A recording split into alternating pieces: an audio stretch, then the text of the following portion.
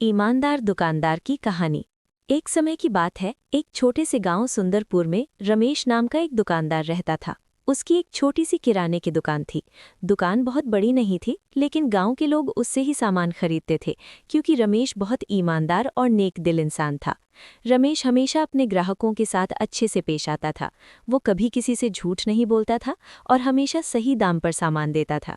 गांव के लोग कहते थे, अगर रमेश की दुकान से सामान लो तो धोखा कभी नहीं मिलेगा। रमेश की जिंदगी बहुत आसान नहीं थी।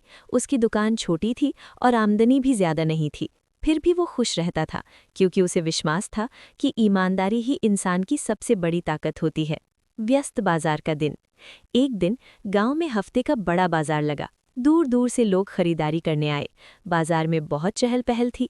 किसान सब्जियां बेच रहे थे, बच्चे इधर उधर खेल रहे थे और हर तरफ लोगों की भीड़ थी।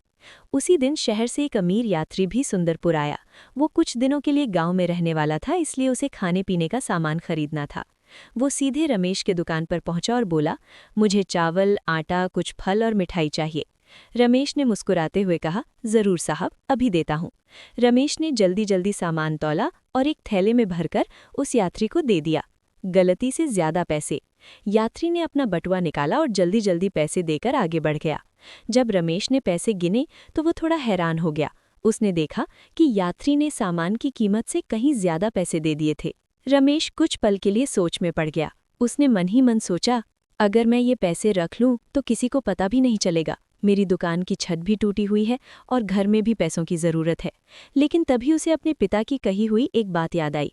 उसके पिता हमेशा कहते थे, बेटा, पैसे से ज़्यादा कीमती इंसान की ईमानदारी होती है। ये सोचकर रमेश ने तुरंत फैसला कर लिया। वो दुकान से बाहर निकला और उस यात्री के पीछे दौड़ पड़ा। थोड़ी दूर जाकर उसने आवाज़ लगाई, साहब, ज़रा रुकिए। यात्री रुक गया और पीछे मुड़कर बोला, क्या हुआ?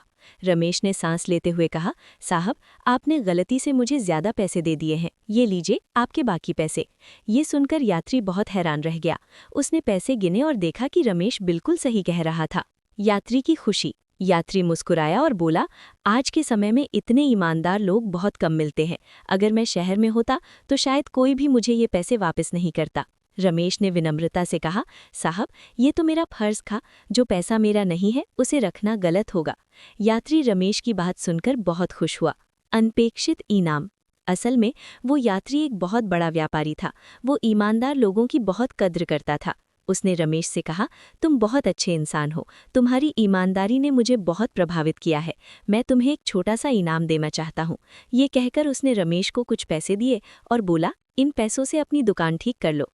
रमेश ने पहले तो मना किया, लेकिन यात्री के बार बार कहने पर उसने वो इनाम स्वीकार कर लिया। ईमानदारी की चर्चा। कुछ ही दिनों में पूरे इलाके में रमेश की ईमानदारी की चर्चा फैल गई।